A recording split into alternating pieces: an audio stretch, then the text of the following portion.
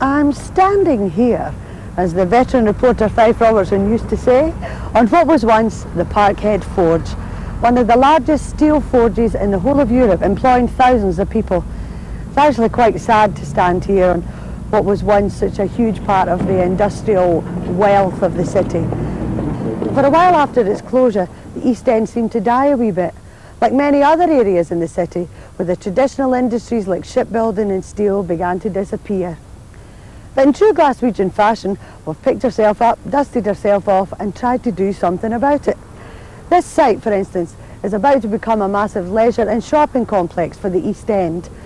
Not an answer to all the ills of this area or the city, but it's a start. The city's rapid population decline in the 1970s has now virtually halted, brought about by a variety of initiatives undertaken by public agencies which have changed the environment and the image of the city.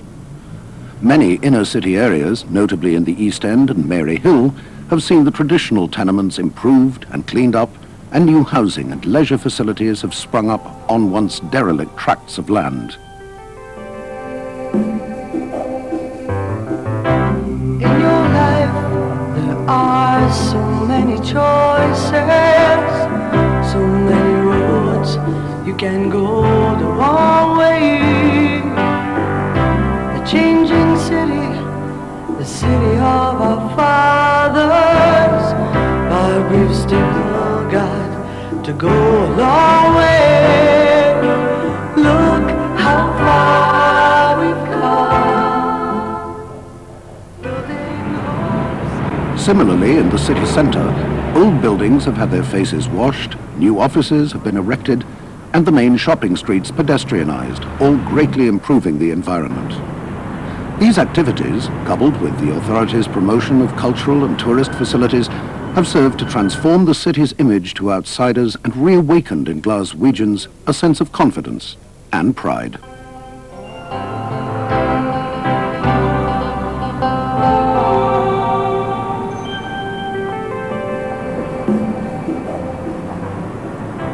Many parts of the city have been revitalized with the help and effort of the local residents, and in other areas where improvement has yet to take place.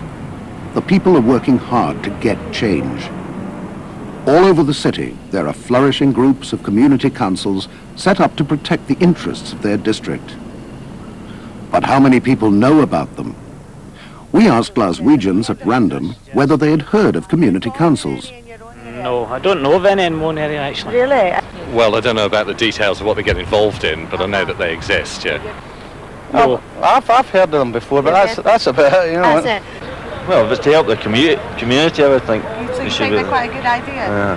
Well, one or two things I've heard that they deal in drug things and that type of thing, but apart from that.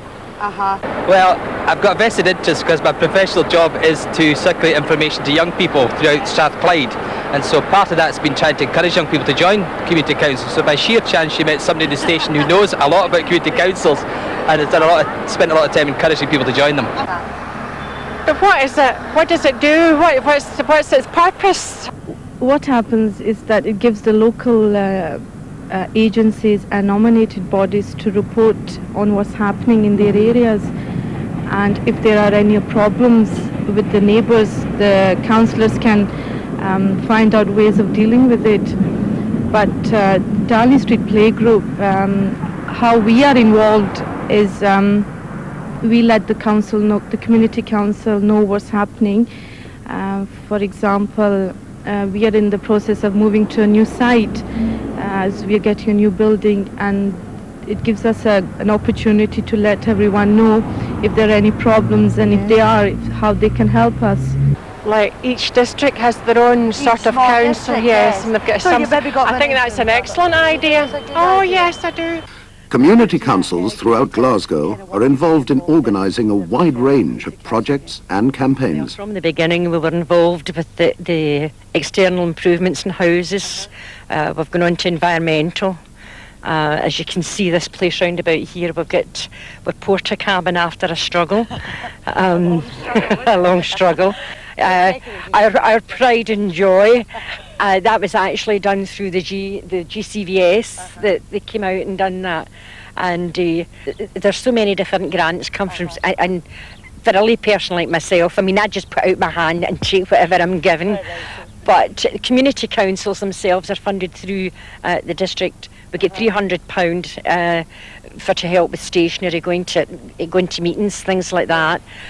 But our activity centre is Urban Aid funded, and Ruckhill has the unique position of being the only community council, the first community council in Britain to have its own paid community council development officer, and that really has helped us no end. Yes, this is an MSC scheme, a cleaning project, Craigend cleaning project, where we employ some local people to clean closes for pensioners, disabled people, elderly people. It's been going now for about 18 months, and it creates local employment. Why did you start the scheme? I mean, what were the reasons for it? Well, the first reason was I found there was money available. Basically, that was the first reason. And the unemployment there is about 62%. So, I mean, that was enough for me to start the job going. Well, we've got about at least 12 projects that I can name off the top of my head, like the audiovisual workshop. We've got the camera club. We've also a garden equipment project where people can come in and hire garden tools. Good. And we're now currently involved in Heatwise. I could go on, but I think that's enough to keep you going. And how many of the local people actually are involved in all of these? I think the entire community gets itself involved here from time to time through things like festivals and galas, and of course with the highest turnout of voters in the whole of Glasgow, and you can't ask for better than that. You can't ask for more than that, would you know? And do you think that the presence, obviously, of this community council really assists the people in this area? I mean, is it meant there is a better community spirit in the area now? Well, I would obviously say that, but I'll put it this way to you, that when we established ourselves in 1975, we were the only organisation in Corkhill. There was no other organisations, and every organisation in Corkhill we've got now, and we've got tenants associations, we've got neighbourhood play schemes, neighbourhood hall, single parents, link-up groups. Every one of these groups were born out of the community council. So, I mean, we're almost convinced that we have really created a spirit in Corkhill that was never there before. Maybe way back in the 20s or 30s when it was the old railway village. But in between all that time, there was never any other organisations. So the community council actually is the organisation that's created that new spirit in the community. The idea of these premises was to try and create a one-door approach for district council services to the community. We have involved home helps officers, and we also have the housing supervisor who comes here every Wednesday from roughly about 10:30 to 12 o'clock, and that gives people a chance, because council housing is one of the most important things within our area. Now, I have another little problem if you have time, Mr. Mullen. There's a lady lives here, she's 82, and she's deaf, and at the moment she's sort of losing her sight. And the daughter phoned me and said she would like her mother, if she could get her mother up beside her to live. I think it's the Annisland area. She's wanting a transfer from this area to Annisland? Yes. The old woman's 80? Yes.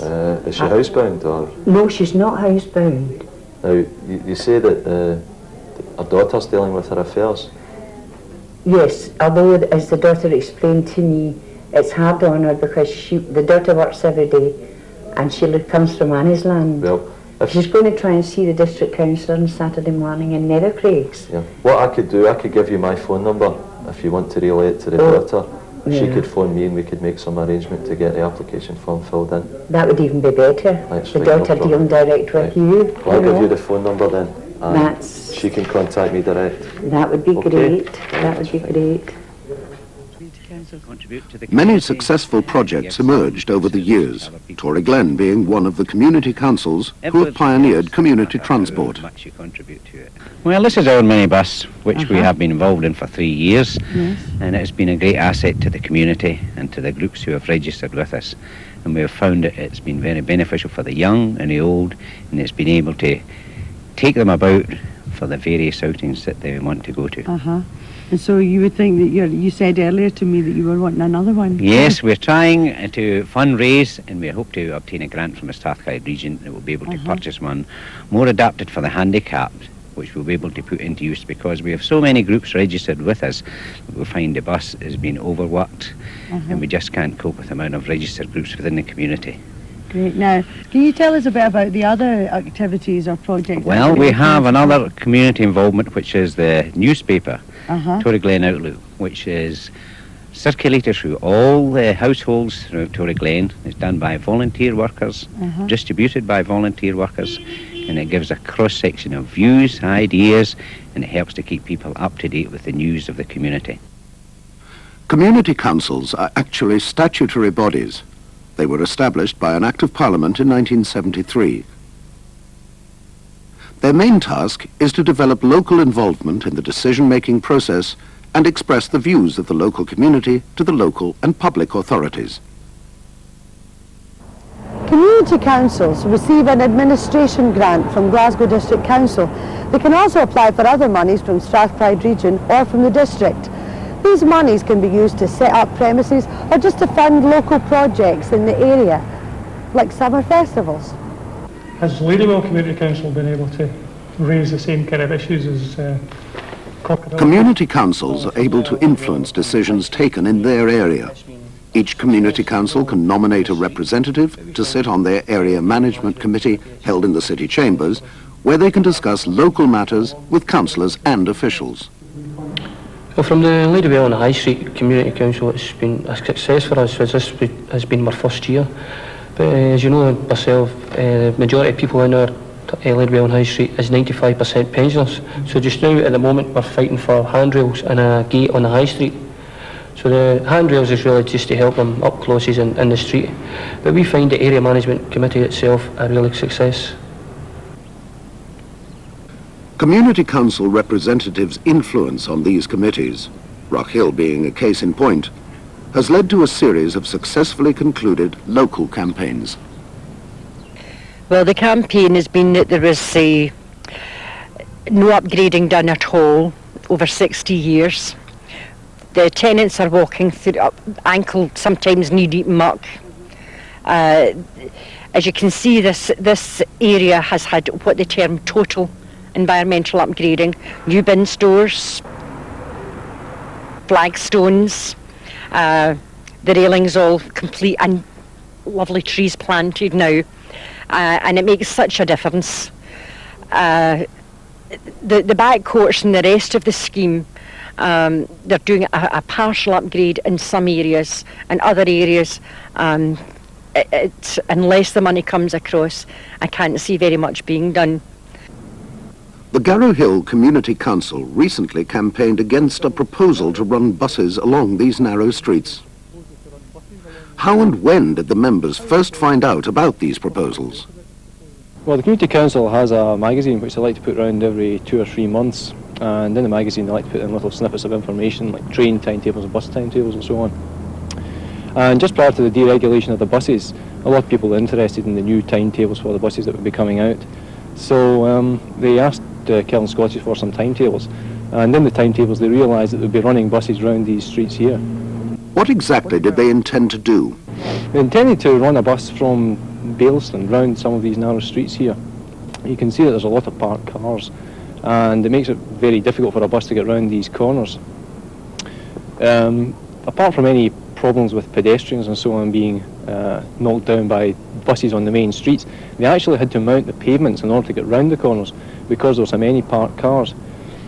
This is also a bit dodgy as far as gas mains and so on are concerned. The gas mains are fairly shallow in this area of Garrow Hill, and cracks, possibly leading to leaks and possibly even explosions, could result from these buses being very heavy, of course. So the Community Council decided to campaign against these proposals. Well, we put around a petition around the main areas where the buses would be going round. Some people actually said that they would quite like buses, but 1,068 said they definitely did not want the buses. What effect did this result have on the bus company? Well, we wrote to the bus company, and they were very, very decent with us, I must say, and they immediately withdrew the proposal to start the buses running on this area. Pollokshields, a place of many contrasts, situated in the south side of Glasgow, has been likened to a village within the city. Within this structure, The local community council covers an area which includes a wide range of social and ethnic groups. In a thriving and ever-changing environment, modern housing blocks exist only a stone's throw away from the tranquility of Victorian villas. Over the past year, the Community Council has been engaged in charting these recent developments. This successful project has taken the form of a detailed local survey. Now, Sheila, can you tell us the reasons for undertaking the survey of your area? Well, Pollokshields has a cosmopolitan cross-section of lifestyles, and we felt that while we can go to the resource centre, we can get statistics of housing or population movement, we didn't have an accurate list of the commercial services that are available for the people in the district. How was the survey undertaken? I mean, how did you go about collecting all these marvellous pieces of information? Well, it was literally 16 hours of patient foot slogging around our 2 conservation areas. We noted every shop and we listed every premise that was lying empty. We have found, to our amazement, we have 127 retailers. We have a lot of empty businesses, unfortunately, and we hope that when they become refilled, it will help to give a good balance to our shopping areas. Yes. We've noticed a very large number of villas have been converted into houses with special need provisions or educational centres, but we're very pleased that we now have a factual basis to give us some information when we're having planning meetings about discussions, applications and local projects. Well, my next question really was about how you see this survey helping the community. I mean, do you think it really benefits the local area to have this? Well, we have found that, for example, our most useful product just now is our guide to Pollokshields, which we've produced thanks to the financial grants we've had from the District Council and tremendous support from the local business people who have been marvellous. We have seen the advantages an area can enjoy from having an active community council. But how do people first become involved in the organisation? Well, it was a neighbour up the next close, Rosalind Hanlon, got in touch with us and wanted to try and get the community back together, as it was going about 5 years ago. So she got in touch with me and says, okay, we'll have a go and we'll see if we can get it. Well, that's us going a year, so we're doing very, very well. And do you find that being on the community council is worthwhile? Well, it's opened my eyes really to the amount of things that the community does, really. You know, that there is an awful lot that the community does to help people. Yeah, what kind of activities are you involved in? Well, we do a lot for the older people. But we've got things ourselves, keep fit classes. We've got a fete coming up on the 16th of May. Plus we've got our newsletter, so it keeps the community involved in what is happening around the community. Yes. And do you find that you use the resource centre that's in the centre of town, I mean, where the professionals are? I don't know what we'd do without the resource centre, because Pippa Lawson, she helps us an awful lot. And we don't really know in here, we get in touch with her and she provides us with information. The Resource Centre, which is unique in Scotland, provides advice and information on a wide range. It ensures that community councils operate in accordance with the district council scheme. Community councils can clearly be seen to have been effective in achieving benefits for their local areas. But how do the city fathers view their development? Well, I think the major contribution they've made is that they've given a section of our community a voice that they didn't have before, and an official voice within the councils of the local authorities. They can have a real influence in policies. They can change directions for the implementation of services that are intended for their areas, and I think that their areas have benefited as a consequence. And do you think that the district council's financial backing has influenced that? I mean, has that given them a bit more strength and added to the voice that they already have? Oh, I'm sure it is. We give them each an administration grant of some £300 annually. We started off giving a total sum of £20,000 10 years ago, and that's now up to £140,000. So we've been financing their activities generally and festivals and things like that, specific grants. So I'm sure that's made a tremendous contribution. Someone who can view the development of community councils from both sides of the fence is Councillor Archie Simpson. Before being elected to the district council, he was a member of his local community council for 6 years. And now, as chairman of the district's General Purposes Subcommittee on Community Councils, what does he regard as their most important function?